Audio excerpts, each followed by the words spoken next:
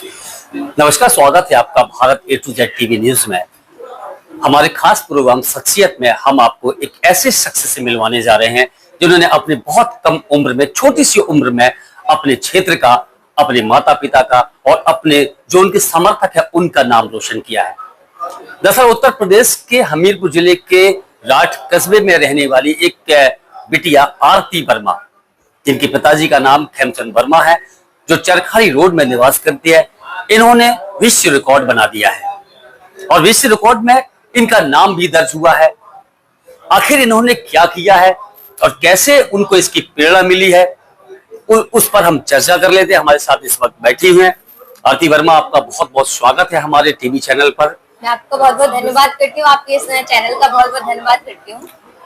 आरती जी, क्या ऐसा आपके मन में आया जो आप बालों से पेंटिंग बनाने लग गए हैं? क्योंकि आपकी 155.10 मीटर की जो पेंटिंग थी, जिसमें आपने देश के प्रधानमंत्री की जो विकास कार्यों की योजनाएं थी उनको सभी को आपने दर्शाया था। बालों से आप पेंटिंग करती हैं, ये आपके मन में ये ख्याल आया कहाँ से?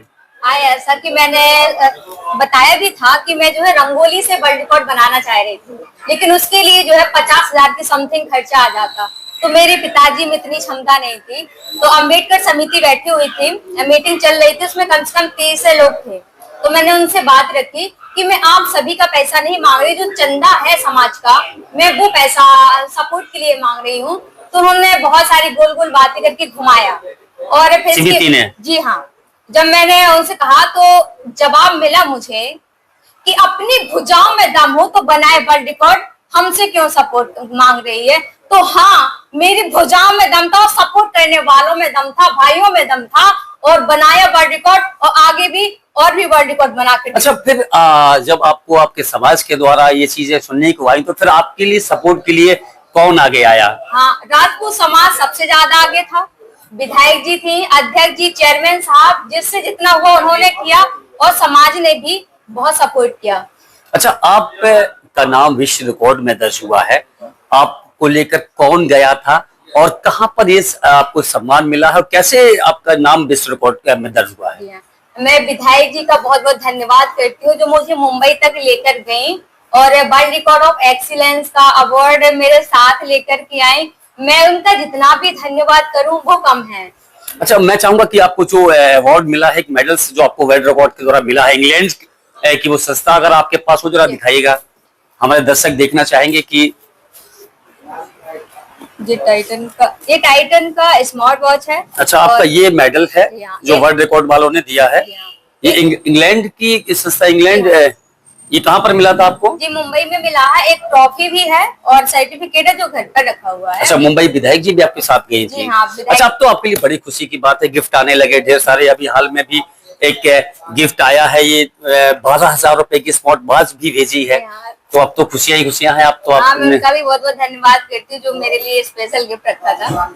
अच्छा, हम आपको एक थोड़ा सा चर्चा कर लेते हैं। आपकी क्षेत्रीय विधायक की आप बात बार बार कर रही हैं, तो आप विधायक जी का नाम बताना चाहेंगे, कौन सी विधायक थी जिन्होंने आपको सपोर्ट किया है?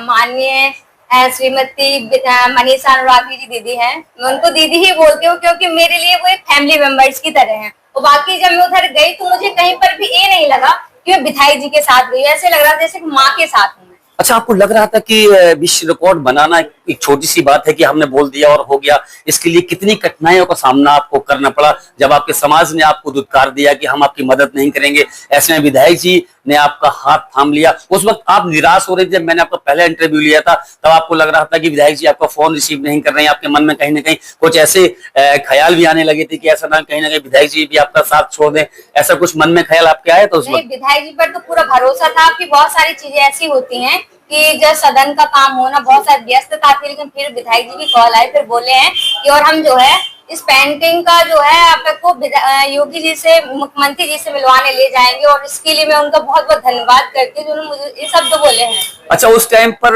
पर्यावरण का दिवस था, उत्तर प्रदेश के मुखिया जी का भी जन्मदिन था, योगी आदित्यनाथ जी का, जिस टाइम पर आपने पेंटिंग को तैयार किया था और आप उत्तर प्रदेश के सीएम साहब से मिलने वाली भी थी, किसी कारणवश नहीं पहुंच पाई।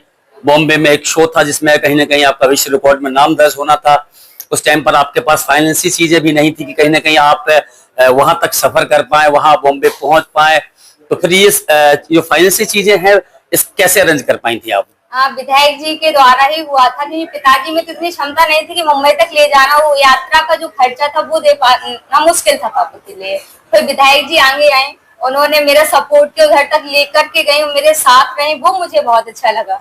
अच्छा, एक चीज और हम आपसे बात कर ले, आपकी शिक्षा क्या है, इस समय क्या कर रही है, क्या तैयारी चल रही है, आप क्या करना चाहती हैं आगे भविष्य में? मैंने डीएलएड कंप्लीट कर लिया है जो शिक्षा से, तो फिर उसके बाद जो है लखनऊ से बीएफए में मेरा एडमिशन हो गया है। कल मुझे निकलना है लखनऊ के लिए। आर्ट से जुड़ी हुई चीजें? जी हाँ, fine art, bachelor of fine art है, 4 साल का डिग्री है। अभी आपने 155.10 मीटर की आपने पेंटिंग तैयार की थी, वो भी बालों से? जी हाँ।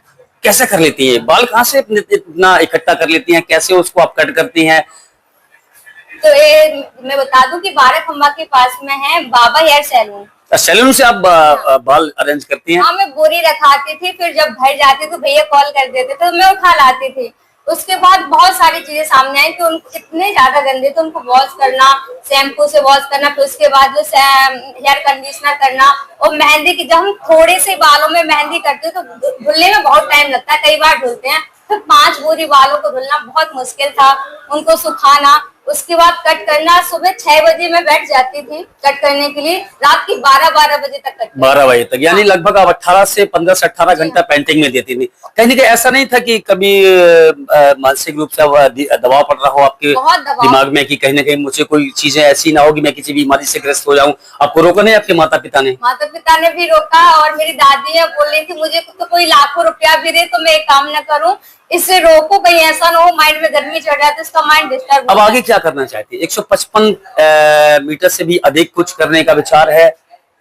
जी हाँ, आगे वर्ल्ड रिकॉर्ड बनाऊंगी, और मेरा प्रयास है कि जब तक राष्ट्रपति पुरस्कार अपने राष्ट्र के नाम नहीं कर दूंगी तब तक सुकून की सांस नहीं लूंगी। राष्ट्रपति पुरस्कार को लेकर अब आगे आपकी सोच है कि कहीं ना कहीं महामहिम राष्ट्रपति जी के द्वारा आपको पुरस्कार इस पेंटिंग को लेकर मिले? मैं इसके लिए नया काम करूंगी, एक नया ख्वाब।